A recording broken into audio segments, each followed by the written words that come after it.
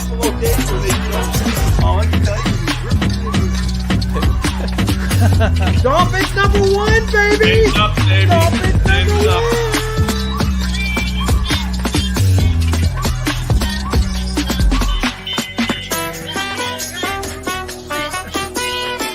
I swear, if a certain quarterback is mentioned in the comments, I got my beers ready. I'm going to crack it open.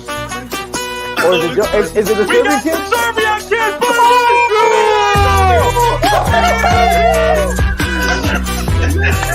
This looks dumb. Oh my god, it looks fantastic. I hate you so much. No, you beat man. Gotta beat man. Woo! I'm a man. I said it, and it's reality. All right. Congratulations.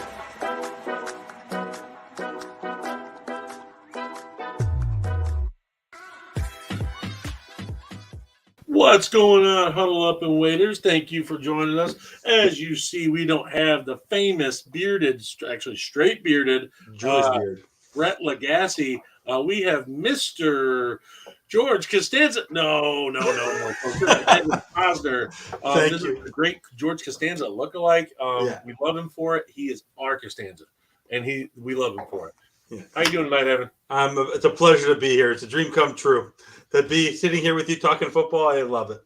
And by the way, I never said that to Brett, but I get that. I appreciate it. I've never said that before. But by the way, it was Corey Peters, mind you. By the way, it was Corey Peters. Yeah, we were just talking about defensive tackle and jumping right in. Before we get to that news, go ahead while you're here, Vince Talk Sports Network, Huddle Up and Wait. Please go ahead and hit the like and subscribe button because we got plenty of content, just like Mr. George Posner over there is on Bandwagon with Mr. Michael Vogel every week, and that's a great show. They do a great job covering Miami. A lot of 211 over there, so I don't know if I'm ever going to come on, but we'll see. We'll see. You'll have some fun with him. But let's jump right into it. You segued perfectly. Corey Peters retiring, J.J. Watt retiring. You got Budda Baker requesting a trade. You got DeAndre Hopkins requesting a trade. No one wants to play with Kyler Murray, and now it seems like Arizona's crumbling. But Budda Baker, he is a top 5 safety that never gets mentioned, never gets the respect. The dude, Great name.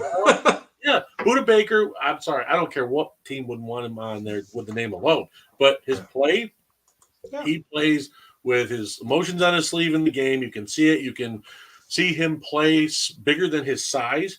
Yeah, and if I'm like, listen, I'm a Packers fan. If they traded for Budda Baker, I'd be completely over the moon. But I mean, he's a stud. Maybe need a safety next to Javon Holland. What would you think of that? I would love that because I think Brandon Jones.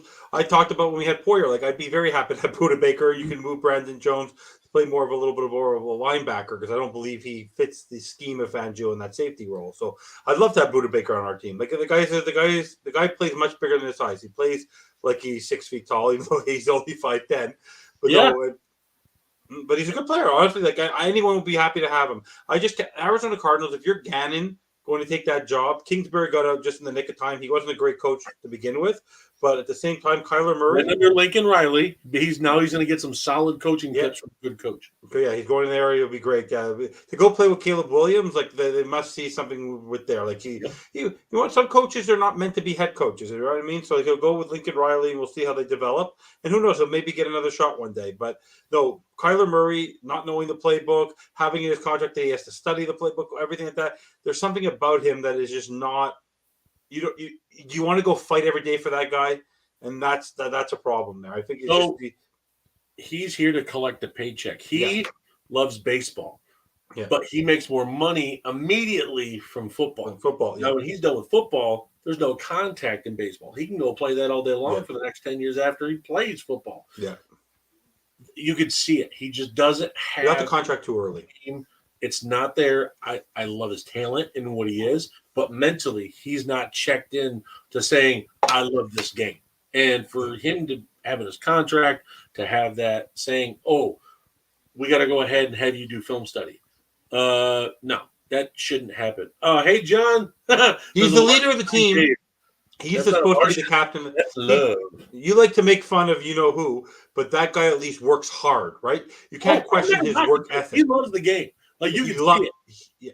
Even if He you have is- your opinion of him, everyone has an opinion of him. Yeah. The one thing you've never questioned with him is his work ethic and his wanting to win. Kyler Yeah. Murray does not seem like he cares. He cares more about the dollar than he cares about winning right now, because he should be doing everything he can to get players to come want to play with him, and now people want to leave because of him. There was a playoff game a couple years ago when they were in there. They were going into a losing streak in the playoffs, and they got mollywopped by the Rams. Yeah, And I remember that. through, I think, like a second interception in the third quarter, they were only down by, I think, 17 points. And he just looked to the sideline and goes, shrugs. I'm like, what leader does that? Yeah. Like, what? Like, that's why at least with people say, oh, Rodgers getting too angry. I love to see that emotion because he's pissed because things aren't working out because he loves the game. Brady, he may be throwing tablets and doing everything else. He loves the game. Like, I love that. The guy behind you is going to be so motivated to play this year. The effort he's going to put in this year to prove something to himself is because he's taking the time to learn. 100%. And people like to criticize Bryce Young. You know what? Kyler Murray is just as small as Bryce Young. People are going to criticize his size. He was successful. Bryce Young has football IQ and only cares about playing football. I don't think Kyler Murray. I think Kyler Murray. I do not think football, like you said, is his first love. It's not his first love. There's a reason why he got recruited at Oklahoma instead of all the SEC schools. There's a reason for that, and those coaches saw that. Those coaches only go and get players that love the game. I didn't love the pick. I didn't love the pick when they took him because I didn't think he was a franchise QB. No, I agree. He's definitely not a franchise QB. I agree. But enough about that short little non-loving football man. Again, Buda Baker, there's plenty of teams that could go and get him as a safety. And I know you hate hearing this, but God, he just seems, you know what he seems like?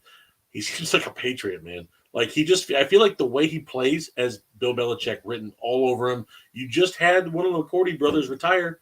So you've got room back there. You got Jalen Mills at switch. They're gonna miss Devin McCourty back there. Oh, they're missing him. He's the captain of that defense there. Well, you got the other McCourty brother, but he wasn't the better one in my opinion. No. Jason came to play with Miami. He's now on NFL Good Morning Football. Yeah. He was not great. He was not great with us that one year. So all I'm gonna say is I feel like some team that's on the verge of the playoffs or in the playoffs is gonna go grab him because he is such a good player. I just feel like that people undervalue him, and safety's not a premier position. So it's not going to take a lot to trade for him.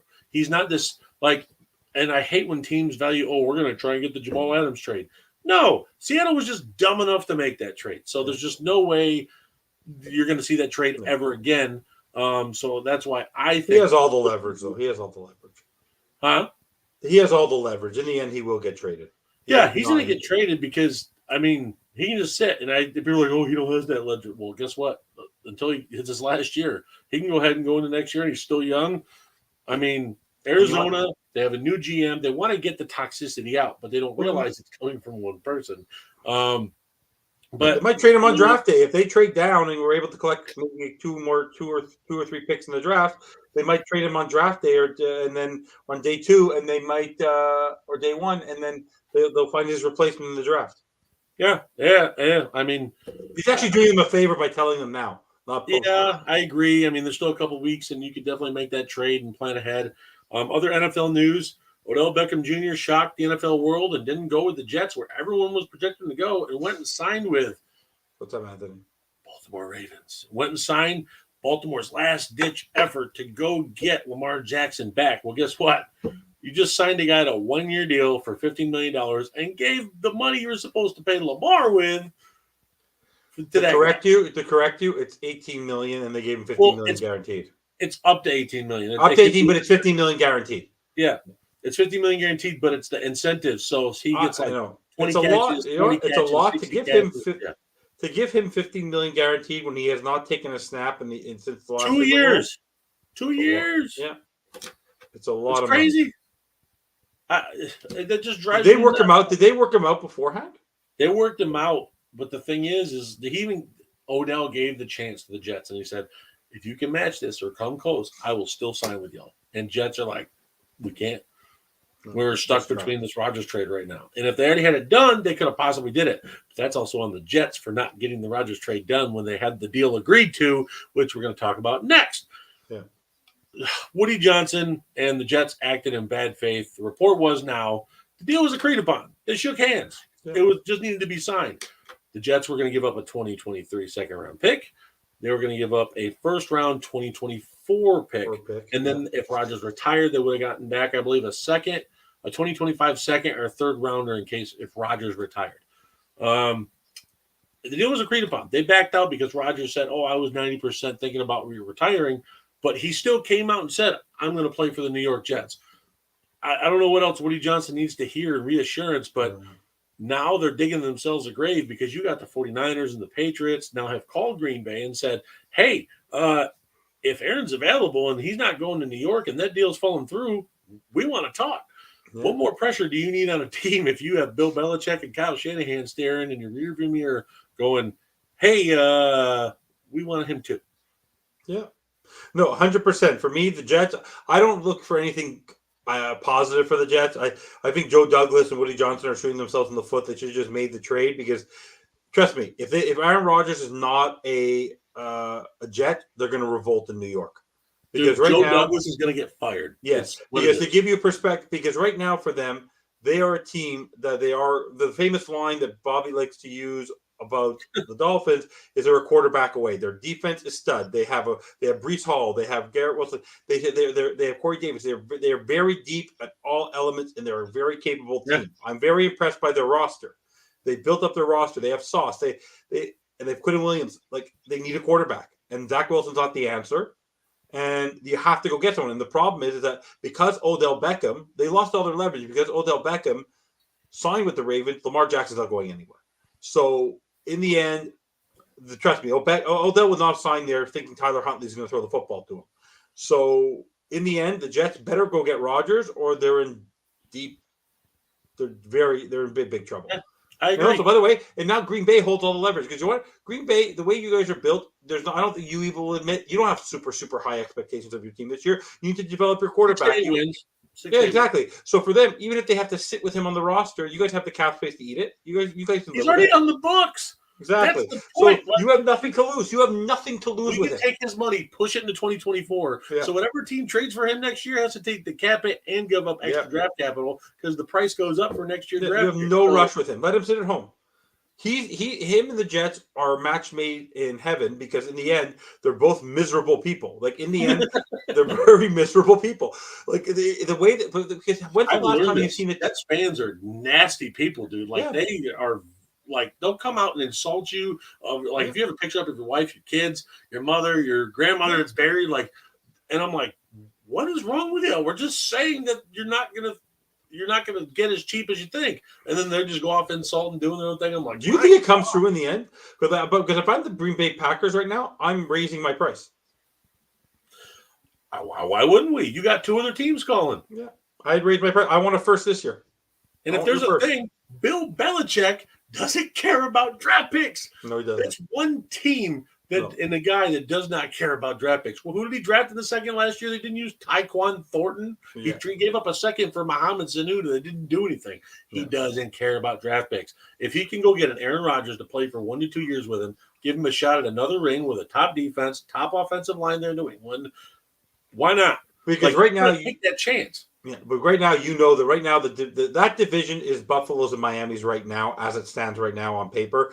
Those two, the Jets right now and the Patriots are fighting for last. And whoever gets a stout quarterback, who gets the best quarterback play, will have a chance to fight for the division or finish last. That's what it is. If Mac Jones or Zach Wilson's your quarterback, you're finishing last.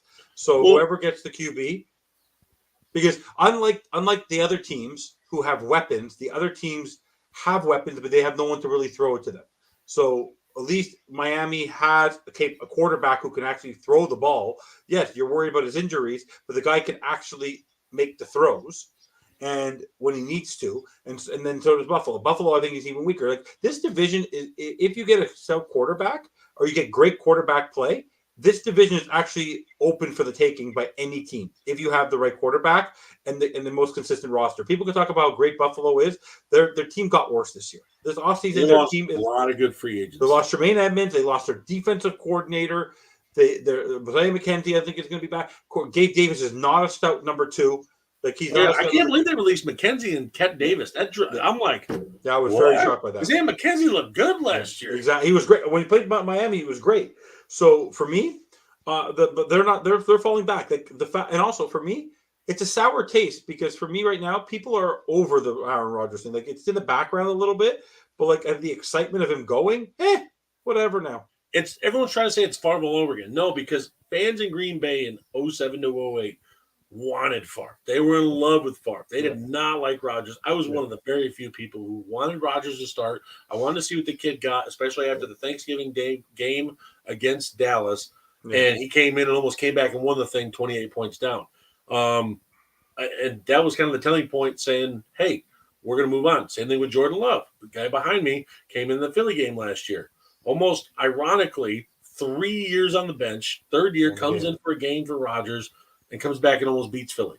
And played very well. Number 1 seed, and they had that same moment. Gutekunst, the GM, was on the staff for being executive scout at the same time the Favre thing happened.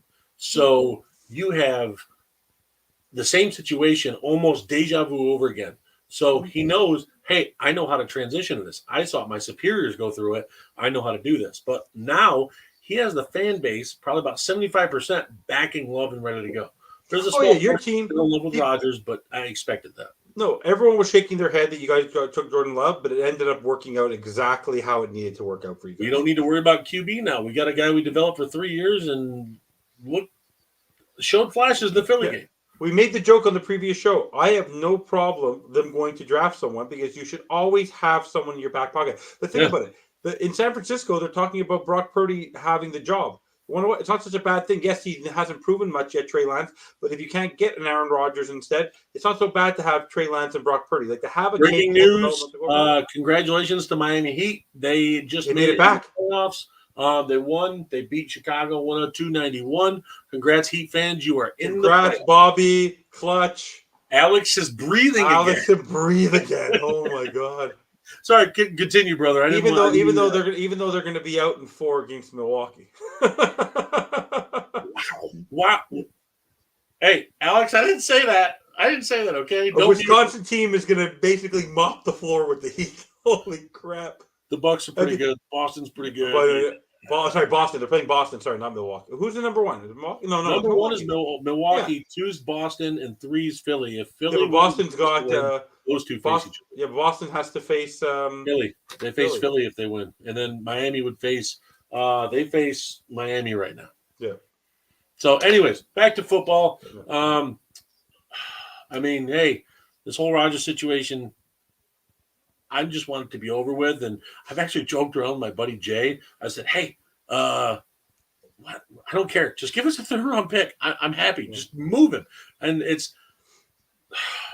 not that I want Rodgers gone. It's just the circus that follows it. Like it's there's the top, always it's this the top negativity. The last 3-4 years, Rodgers has brought this on himself because he's come out 2 years ago and did the whole like truth podium rant. He laid out on the GM, the head coach, everything about taking Love, blah, blah, blah, blah, blah, all that. Got his money he wanted. And it's always this stuff where he brings on himself. Like instead of being in OTAs and minicamp, he's often Columbia drinking Ayusaka psychedelic tea. And I'm like, why? Jordan Love is already in California practicing. He already got Jones out there, Dillon, Watson, and Dobbs to get the offense on point, to make sure they're set in OTAs and minicamp, to make sure they can go in and they're on point. I haven't seen Rodgers do that in 6-7 years, and I'm not knocking him for it, but at the same time, that's what leaders do. Mahomes is doing the same thing right now. Uno's out there because he has to and you know what? Tyreek Hill's out there with him. Jalen Waddle's out there with them. River Craycraft's out there with them. That's what you need to do. Brady did it every season. He had his guys out there in his backyard in his field practicing with him. Oh, but he's on the beach right now with Jordan with Edelman and Gronk getting ready. I saw that. No, because you know what Brady's doing. Johnson's To got make a his joke, shirt off. Brady's in Miami waiting. If God forbid fiberglass goes down, like you like to call him, Brady's starting. You know it. I know it. Everyone knows it. Dude, I don't know. That would It's put happening. a bad taste in my mouth if I was a Miami fan of the whole tampering thing, of him coming there after all that. Wouldn't that put a bad taste in y'all's mouth? No. Because we want to win. Honestly, every Miami fan, you have a Super Bowl in your life. I don't have a Super Bowl in my life. I have 2. You have 2. We need 1, right? We need 1, and we don't care how we get it, right? We're willing to give up 10 years of mediocrity to win. We want to win. We just want to win. And trust me, Stephen Ross, 83 years old, wants to win, period. So, well, I just saw Anthony's comment, and he says Rodgers doesn't need to have the job of developing young wide receivers. I disagree, Anthony, because what did Patrick Mahomes do last year? Rookie wide receiver, Sky Moore, young wide receiver, Kadarius Toney, traded in the middle of the season. Pacheco benefited from him. He did. He took extra reps in practice. It was reported that he took extra reps in practice to work with Sky Moore, work with rookie Justin Watson, work with Kadarius Toney after he was traded. They won the Super Bowl. Like, I get it. He's younger than Rodgers, but the thing is, you still have Brady pressing young receivers the same exact way. I'm sorry, this whole young receiver excuse he gets, no. There's other QBs that have been great and dealing with Christian Watson in the end ended up developing very well towards the end of the year. Had he worked with Christian Watson from the beginning and would have done some OTAs with him and would have shown up, Thank you. your team would be in the playoffs. Had he given a crap about your wide receiver core and not been so petty about it, you guys would have made the playoffs. You know what? I know.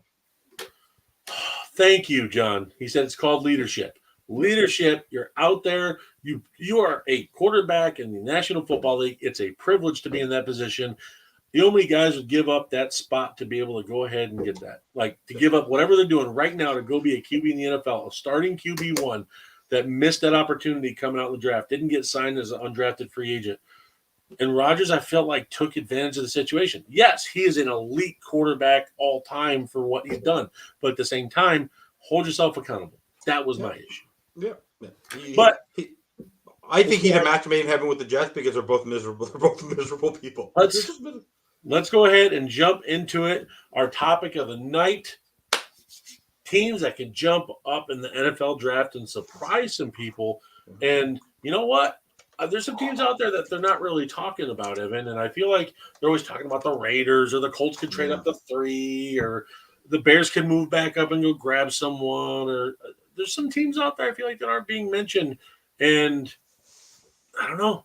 I just feel like that there needs to be some more coverage of teams that don't have a quarterback right now, or another position they need to be able to trade up like that. Evan, do you have a couple teams offhand that you want to cover? I see one team that I don't see talking about. You talk about Vegas. Atlanta needs a quarterback. Atlanta needs someone. Like, I'd go. Atlanta needs someone. So I would trade up if I was Atlanta. Go get someone. You're building a good core around everyone else. That's the one position, because I don't think Desmond Ridder is the answer right there, and I don't think they can try to go get another. I don't think they can go into the year with him. Tennessee, I think they're gonna. I don't know. I really hope they don't run it back with Tannehill, because I really. There was talks they're going to trade him, so I don't know. 30, because honestly, they have to trade him $34 million to pay Brian Tannehill without Derrick Henry there, because in the end, I think Henry will get traded. In the end, I really think he would. But honestly, like you said, Tampa Bay, I think that's the one team, like we talked about on the previous show, that needs to move up to rebuild to either get a quarterback or maybe go get a running back. That's truly where I see it. But in terms of those are my real focus teams, because we've talked about Washington. Washington has Sam Howell. They have Jacoby Brissett. I think they're very content with that for this year. Pittsburgh, I think they're content with it. I don't see them really moving. Detroit's comfortable where they are at. So is Cleveland from where I am when I look in the top 20. Seattle is very set where they are with their picks. So for me, I really team that I said could possibly move up. So they have 20. So they could take a top defensive player that falls to their lap at 5. And then if a QB falls, trade up back in the top 10, go get your quarterback and sit him behind Gio. Not start him, sit him, develop him. But he's the one for them, Seattle is the one team where they need to go get a young quarterback. I don't see them putting a hooker behind Geno No, Smith with that Richardson. contract, it has to be Richardson. It won't be Levis. It has to be Richardson. Trade up in the teens, go get him, make sure no one else takes him. Because Pittsburgh, what if Kenny Pickett doesn't work out? They don't have anybody else. They might go get someone. That's another team I was looking at. Baltimore, Lamar. Like everyone thinks he's coming back just because of OBJ. Folks, he still hasn't agreed to a contract. No. He's still that far off. He's going to get traded. Some other team's going to give up 2 firsts, and Baltimore's going to go, you know what? We're not going to match it this time. See you later. And it's just going to happen, man. Like Lamar is gone. That's a fractured relationship.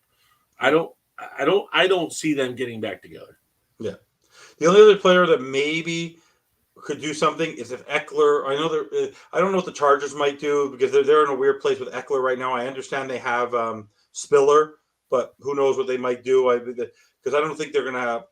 I don't know. I think there's a little bit of a mess up there, but in the end, for me, it's really the Tampas and the Tennessees and the Atlantas that I think. I got another one that is at 23, and they've told him they will not extend him. They have come out and said they will not extend Kirk Cousins, and they will talk about it next year. They have a new GM, new coach from last year going into the second year. They want their guy. They've already seen Kirk there before. They've seen him this year. It didn't get him anything. But I think them going defense, though, they have to revamp their defense because a few players on that team, though, have already wanted to walk because they're not a fan of Flores. They're like Hendon Hooker, too. Yeah. They have multiple visits with him. It wouldn't surprise me one bit to see him possibly get. But they need defensive help. They need defensive help because a lot of players have walked away already because of Flo. I get it, but which player is worth more, a franchise QB that you can draft or a defensive player? Listen, I wholeheartedly agree. If Will Anderson falls down to 15, you trade up and get him, no question. But if you got a guy like Hendon Hooker, who we just talked about, could possibly jump Stroud as that number 2 guy. If he falls to 15 or 16 and you're starting at 23, hand over your second round pick right now. Swap first. Go get your guy because Kirk, they don't believe in Kirk. If they did, there would have been an extension already. You know what's crazy though? Have you ever seen the NFL with this many players requesting trades or not happy in their situations? I've never seen it before. Between Eckler, Henry, and Cook, and not sure what they're going to sign with their quarterbacks like Cousins, and there's I've never seen such uncertainty with so many rosters, and that's what makes the draft so exciting. Is because depending on where a player goes, and if you go, then they can actually have the capital to do the trades. But I've never seen this many players want to not be on their teams anymore. I've never seen this before. Well, it used to be that draft picks were just traded and swapped and all that. It used to be that there wasn't these mega deals, but now they're out there. But also, too, players are being heavily weighed in draft pick value now to where we just did a Miami mock draft earlier on the clock, and everyone did one. I even hopped in because everyone else was doing theirs. And heck, I traded with the Bengals to move back from 51 to 60 originally. Yeah. Got an extra pick out of it, plus swapping for the original Bengals pick and getting Tyler Boyd. So that shows you he's worth that third rounder that you could weigh in like that. Yeah. Because right now, even with Cincinnati, you were talking about that before. They're not even thinking about Tyler Boyd. They're actually trying to look for someone to trade for T. Higgins. I was shocked by that. I know, but because in the end, they're going to have to find some money because Mike Brown's a very cheap owner, and he's going to have to find the money for Chase and Burrow. So Higgins already came out and said he would take a pay cut to stay there. I know, but you never know. I'm just blaming. But I would take Tyler Boyd in a heartbeat. That's a number 3 receiver. By the way, it's funny. He's a number 3 receiver there. You put him in Buffalo. He's a number 2 right away. So I think Boyd. Jared Goff project is because it's not that long with draft a young quarterback. Yeah, Detroit could go get one too. But but Hendon Hooker. But just to clarify, Hendon Hooker is a guy that's going to start the team. Thinks that he's going to be their starter in 2 years. No, so an Atlanta could go get him because if they try out Ritter and Hooker could be the answer in 2 years. Tampa, Mayfield doesn't work. He could be the answer in 2 years. So if they don't want to start him, he has to be a 2-year starter. You don't need to play him next year. You want to redshirt him, let him fully heal, even though he might be ready for training camp. Fine, but he's not a guy who is going to sit back for 3 years because you're not going to wait till he's 27 years old to start. 28. when he's Yeah. that time. 3 Well, he's years. 8 years old, right? He'll be 26 in the season, so you can't wait that long. You can't. So I agree. And But- even then, say if a quarterback doesn't work out and Tennessee goes and trades or and grabs Hooker at 11, doesn't need to trade up, and you go and grab him. I mean, Ryan Tannehill, if he gets traded, Malik Davis tries out a couple games, ends up bombing out, go 1-3, 0-4. Put in your rookie. He's already got freaking pro style offense experience from Tennessee. Playing with the Titans on top of it. So ironically, but it's the whole thing that I just think that like teams like that, like with Atlanta, if Ritter doesn't work out, play Hooker the last 8 games of the season. Bam. You're going into your second year. He's already got experience. He has a full off season as QB1. I just think that people are trying to knock on his age, and I'm like, folks, quarterbacks are playing until they're 40, 45 now. He's got 10, 12 years ahead of him right now, especially if he sits 1 year. yeah, he needs to sit 1 year, and that's about it. You need to. The one thing I don't love the fact, like for example, players like Bryce Young, CJ Stroud, they're not going into situations where they're expected to win this year. They're going in to develop, and they think they're capable of doing it. But no, if you look at the stout quarterbacks of this league, and you and I've talked about this before on our draft shows, the real stars of this league that really develop, either they take 3 years to really hit their stride if they start, Yep. or they sit for a year or two, and then they're ready to go. So you look at the Bradys, you look at the Rodgers, you look at the Mahomes, but like if you look at the Josh Allens and you look at the Peyton Mannings and you look at the stars of those leagues, when they first came in, even Andrew Luck was not great the first year. They really needed 2-3 years to really hit their stride. So any quarterback you're going to draft this year, it's a 3-year project. Like that's why I always made the joke when we talk about Uno, that Uno is going to hit his stride this year or last year. Last year he was hitting his stride. He got injured, but his third year was his strongest year. So you need quarterbacks need to develop. They're not going to be stars coming out. Neither Mahomes didn't sit. If Mahomes would have started the first year he played instead of Alex Smith, he would not be the quarterback he is today. He would not be. He would not be the quarterback. No, I agree. And if he went to Chicago and played that year 1, would they have made the playoffs with him as rookie QB? Probably, because of the fact Mitch Trubisky was so bad as a quarterback. Mahomes, even as raw as he was still a better quarterback than what Trubisky was. But he wouldn't be anywhere near what he is today if he hadn't sat for that 1 year behind Smith. Yeah, and I've seen it. I've watched Rodgers sit 3 years behind Favre. I'm not saying it's going to happen again, but Love looks much better sitting those 3 years and developing. Green Bay's got a system, and that's how they do it. Like most teams, I wish did it like that because it's obviously working. But you need to surround.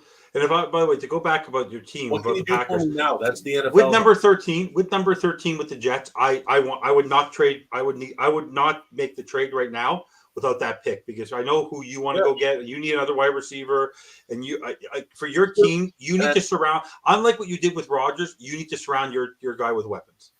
There's 3 guys I've got for wide receivers. If Jackson Smith and Jigba goes at 12 or 11, one of those teams that needs that, I'm fine with that. Yeah. But there's also a guy that's being slept on, and we could stay at 15 and get him. Zay Flowers. Yeah. He is Steve Smith Jr. reincarnated.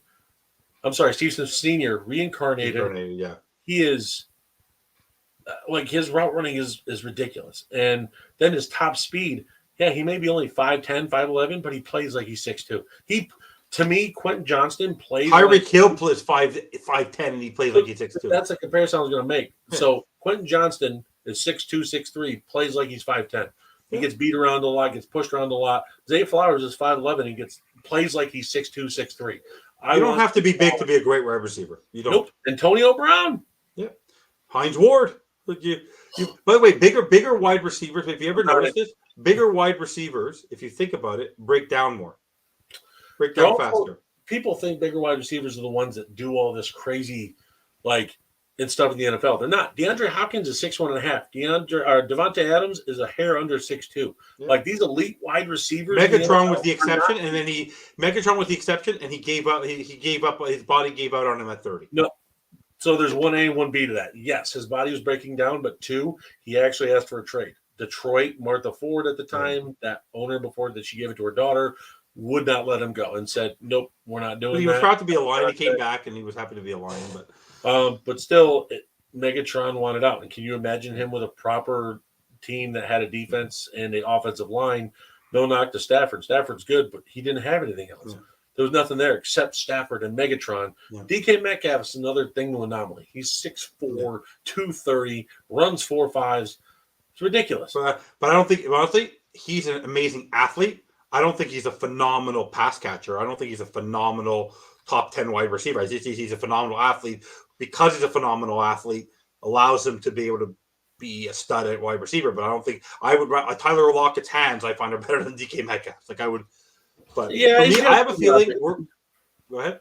So yeah, he's got some drop issues. But I think night one of this draft is going to be one of the most entertaining ones in a long time. You're going to see trades.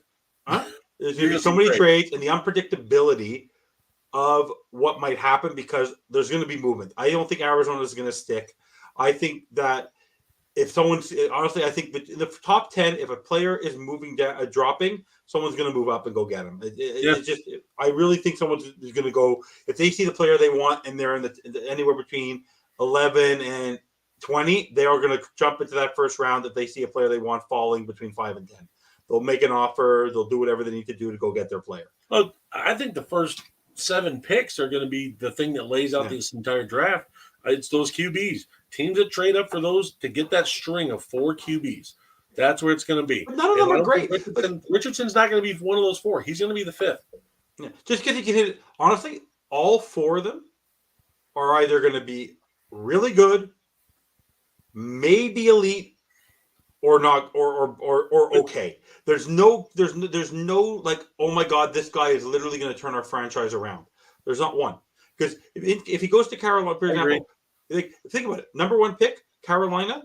You can go if Bryce Young starts. The defense is what's going to help them win last in the first year. It ain't going to be Bryce Young. So Houston with DeMeco Ryans, it's going to be the defense. So like these quarterbacks are going in. Maybe Indianapolis is the one place where they draft a quarterback where the offense might need to lead the way.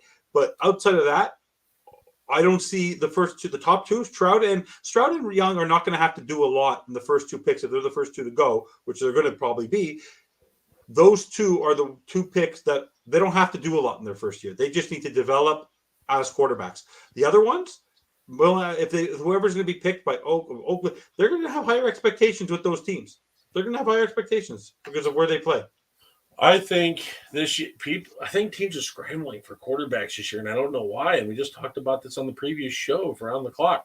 2024 is going to have a better quarterback class by leaps and bounds. And it's no disrespect to Young, Stroud, and Richardson and Levis. Like, they're all talented players. But like you just said, there's no guy that says, that guy can turn our franchise around. Next year, you got Caleb Williams. You got Drake May, Trevor Van Dyke, Sam Hartman, Spencer Rattler. There's names out the wazoo, and there's more. That's the thing. That's just like a handful of what it is. Yeah. And to me, the 3 that people are going to talk about is Trevor Van Dyke, Drake May, and Caleb Williams. Those are the 3 people are going to want. Well, Trevor Van Dyke, I remember last year, before Cristobal got there, he was predicted that he might leave college early and come in. He stunk up the bed with Cristobal. That was an awful year. That's the only reason he's staying back, because his draft value went down like that. He knew that if he would have committed to this year's draft, he'd be lucky if he was picked maybe a 3rd or 4th. He might be in the third or 4th round. He wants to be a first-round pick. He has to redeem himself next year. Like, he has a huge redeem. I think he will be. He's got such a raw talent. But Cristobal's the problem right there. He better develop. He better learn what he did wrong last year, sort of like what McDaniel did with the Dolphins this year. He better learn quick, because if not, he's going to be booted, and he's hurting Van Dyke's trade value. But just to go back to the quarterbacks, in the end, these quarterbacks, if you don't develop the players around them, it doesn't matter what you do, because you just need people. If you don't want the wide receiver, if you get a good quarterback, yes, who's able to distribute the ball, but you also have to build a team around them. So that's the point. Like, if you don't have the team around them, like I said in Miami, if you don't get the wide receivers to be able to get the ball to these guys, forget it. You can be, if you're throwing to Devontae, they made a joke about 4 or 5 years ago. They did a comparison on what our team was. And a couple of years ago, ours too. Think about this. Right now, we have Tyreek Hill and Jalen Waddle. But when we first started our tank, It was Allen Hurns and Devontae Parker. Those were our number 2 wide receivers 4 years ago. Look what we have now. If you develop the talent, if you give yourself love, if you go get Zay Flowers and you have Christian Watson and Zay Flowers, or you have Jackson Smith Enigma and Christian Watson for, and then you have AJ Dillon, Dobbs too, and then behind you have Aaron Jones and you have AJ Dillon. He's gonna you're surrounding Jordan Love with the ability to be able to succeed. Pretty good offensive line too. Yeah, you have a good offensive line too. So for me, these quarterbacks, honestly, in the end, these quarterbacks have to go to the right teams. Richardson has to go to a team where he has 2 or 3 years to develop. Hooker has to go to a place where he can start in a year. So a team knows that this year they're just as a stopgap, the same way Fitzpatrick was a stopgap in Miami. And then with Bryce Young and CJ Stroud, they have to go to places where they know that they're going to start, but it's their expectation is it's a 3-year development process. So the team doesn't expect to win for at least 3 years. That's what Bryce Young, if he goes to Carolina number 1, I've looked. They could win the division. I'd be shocked because their defense is weird. If Tampa does nothing, they could play. The defense could take Carolina's defense is loaded with 1st and 2nd rounders for the past 3 years, and they've all developed and they look. And that defense is stout. Yeah. Brian Burns on that defense. That's Derek Brown, Yetur Gross-Matos, J.C. Horn, Jeremy Chin. What? Shaq Thompson. All these guys have been developed in the last 3 to 4 years, and they look really freaking good. And the owner's not afraid to spend money. And then Brian Burns, another one. Also, their owner is one of the richest. I think he's the richest owner in the league. Yeah. He in a year or two, as the team develops, he'll spend. He'll pull a Stephen Ross. He'll spend. But at the same time, they also went and got veteran wide receivers who have experience with playing with younger QBs too. Yeah. You have Adam Thielen, who played with the younger Kirk Cousins that came there 4 years ago after playing in Washington. He's also a guy that's that possession wide receiver that's perfect for, and he's not going to be there for 3, 4 years. He's going to be there 1, 2 years. Yeah. But then you got DJ Chark. DJ Chark revamped himself in Detroit last year. He had a really good year for him, and just guys like those. Hayden Hurst with Cincinnati. God, he looked good with freaking Joe Burrow. And I thought they were going to re-sign him. Nope. Went to Carolina. They picked up the running back from Philly, number 26. Miles Sanders to Carolina. So now you got Miles Sanders and Chuba Hubbard as your running back combo. They've invested multiple first-round picks in the offensive line the last couple of years. Bryce Young goes there. CJ Stroud goes there. Will Levis. They're set up for success. He's not going to have a stout year. He's not going to be throwing 30 touchdowns. But if he could throw 20 touchdowns and 8 picks and pick up 3,000 yards, let Miles Sanders and let the rest of your team. Chuba and Miles are going to eat. Yeah, but absolutely. Well, I got to ask one more thing. Anything you want to get off your chest? Anything? We usually do a segment called "What Grinds Brett's Gears," and he's not here, so I want to hear what's grinding Costanza's gears, or anything that's on your mind that you want to go.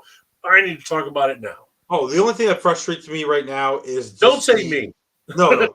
I find that for me the number one thing that grinds my gears is the distance between when you have the Senior Bowl and the combines are pretty tight together. The separation between the draft and the combine and the interviews is way too long. Like, do you know why they do that?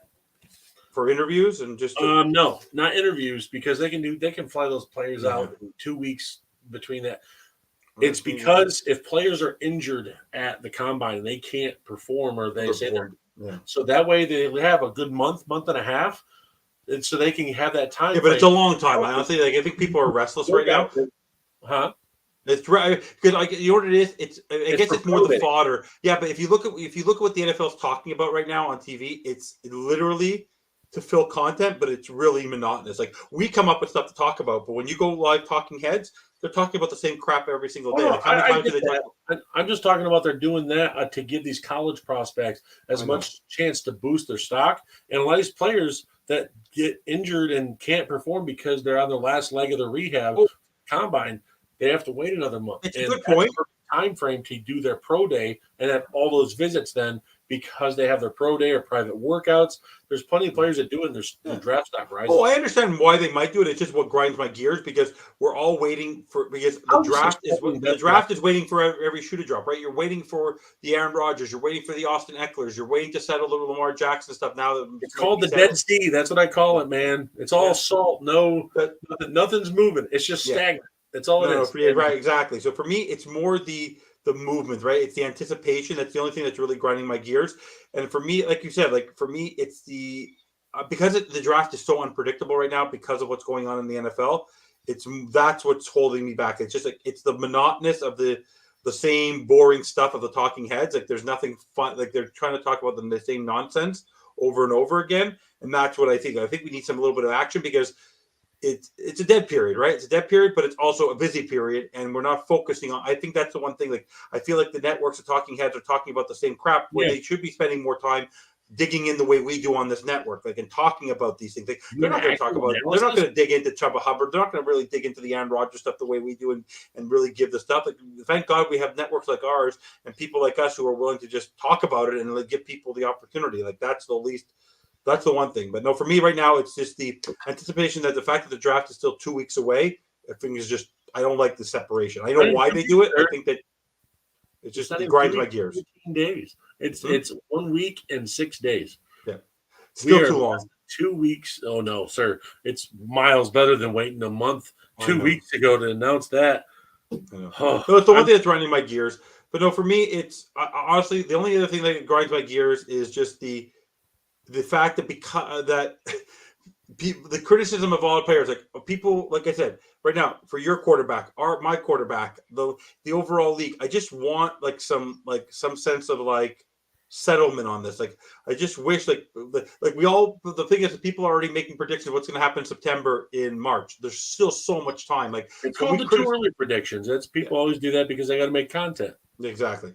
No, but we're not making content here. We're actually talking about players, and we're digging into the reasons are. We're not making it up. Like we're not talking about Tua. Oh, what is he? Fiberglass? Oh, the new helmets came out. Is he can now have a 7% better chance of not getting a concussion? No, it has nothing to do with that because you want to know what? Jordan Love coming on the field tomorrow and Tua going on the field tomorrow has just as much likely to get a concussion if they play if they don't change their way. One way to end a player's career. Damar Hamlin's proof of that. In the end, for me, it falls on the player. The helmets are great. One thing, the players have to be smarter with themselves, right? The guaranteed money and all that. That's what I think gets people into a little bit of trouble. That's why I'm actually excited for the fact that they signed him to his 5th-year option because he doesn't have his guaranteed money yet. He has it next year, but he doesn't have his big end of year. He's not getting his $35-40 million, right? That's the one thing I don't love about I feel bad for Arizona. I feel bad for Gannon. He's going to go there, and he'll be more than likely, he might be likely to pick Caleb Williams next year. But the way they're going, they might have to tank for Caleb because I don't think Caleb, this team, I think they're going to be a shell of themselves. They'll be lucky if they win 3 games this year. Their number one wide receiver next year is going to be Hollywood Brown after DeAndre Hopkins. Yeah. That was a bad one. Zach Ertz has a torn ACL. There's not many options there. I think they regret missing Christian Kirk. Even though Christian Kirk got a lot of money, he was very good in Arizona. I don't care what anybody says. Christian Kirk balled the hell out for Jacksonville, and he was an asshole. Evan Ingram. By the way, that just proves your point, though, about systems, right? Doug Peterson took Evan Ingram and took Christian Kirk and turned them into ballers again. In the same way, there's also one more you're missing. Zay Jones was an Zay Jones too. Yeah, he looked like a beast. Etienne felt like a brand new guy, even though he was injured the year before.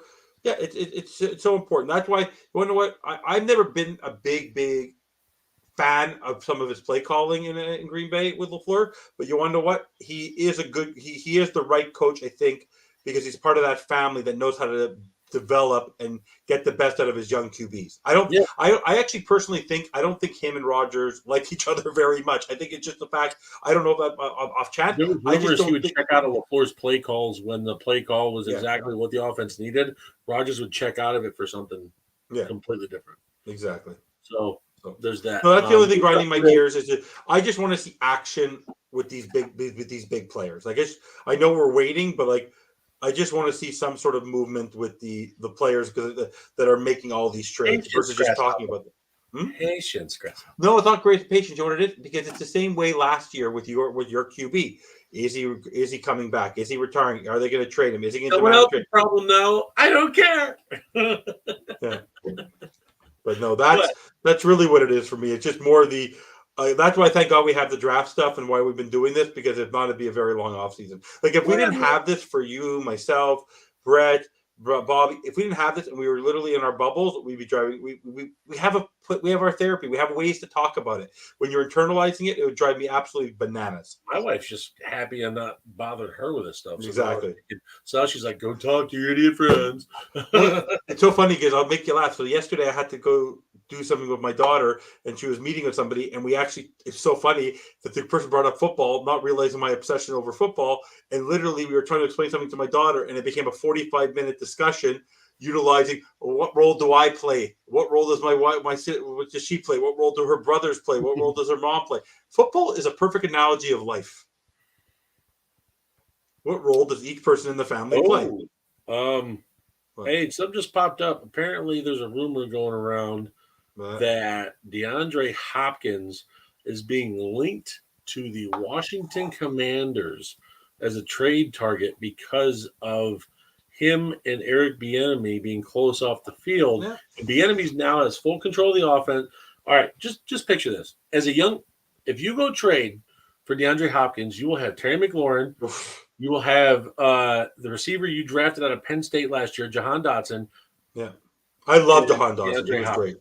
That would be your triple threat for a young QB coming in, even if it's Howell, to give them a chance. Brissett can make it work with them. Or if they go up in one of those teams and trade up for Hendon Hooker or Will Levis, and they got this plethora of Antonio Gibson, you got Brian. Don't forget about Brian Robinson. Brian Robinson, that's what it is. Sorry, I always could call him Brian Williams. I don't know why. Brian Robinson. I always got Brian Williams stuck in my head. Anyways, folks, Eric Bieniemy is going to show his moxie this year because he wants to show that he's not a disciple, like he doesn't live in Andy Reid's shadow. He's the heir to the throne when Rivera gets fired. That's what's going to happen. Yeah, and possibly right now, he actually picked the right situation because the fact that now that Dan Snyder is going to be out of there and the Josh Harris group might likely take it. Meredith Johnson's part of it. He's got a big say. Honestly, I think this is going to be Bieniemy's opportunity to revamp that team because I don't think Rivera may just step down after next year. You never know. Like there could be a plan there. You never know.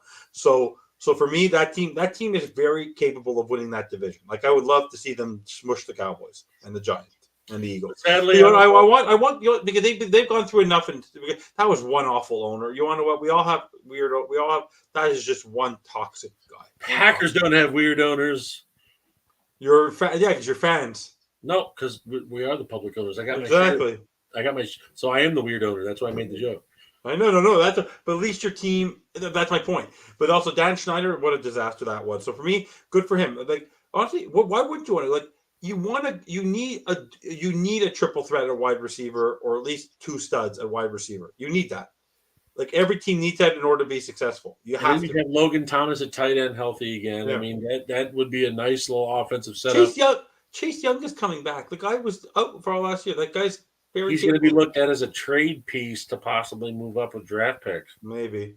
And Payne, they just re-signed Payne. They're not getting rid of Payne. They're going to keep Allen, Payne, that interior together. Yeah. I'm telling you, watch for Chase Young as a trade piece.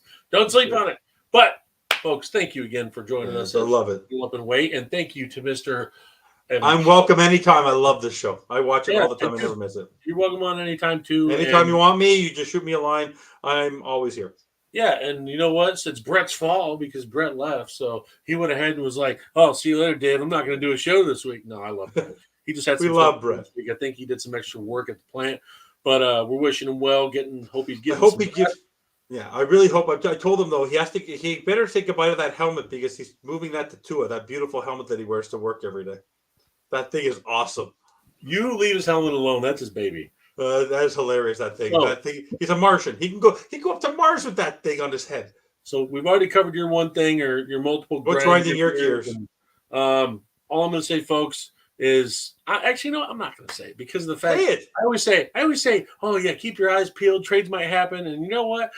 I'm going to say don't keep your eyes peeled. Go take a vacation because guess what? Crap ain't happening until the next week because that's the way it's been going. The dead The sea, draft. so much Draft. smoke in the Thanks, air, crazy. negativity in the NFL world. But enjoy your time off, folks, for the draft. You got 13 days. Thank you for joining. Thank you for joining Huddle Up and Wait on Finch Talk Sports Network. Remember, if you've got any mental health issues or questions or problems or anything you're having trouble with, please call someone, reach out. My DMs are open on social media. If you ever need to talk, I've been through it. I've been through certain situations that on mental health side, and it sucks. And I'm letting you know right now, you got a friend here if you need to reach out for someone. Tons of people at Finch Talk Sports Network will agree with me. We're here for you. And just like in football, we got your six.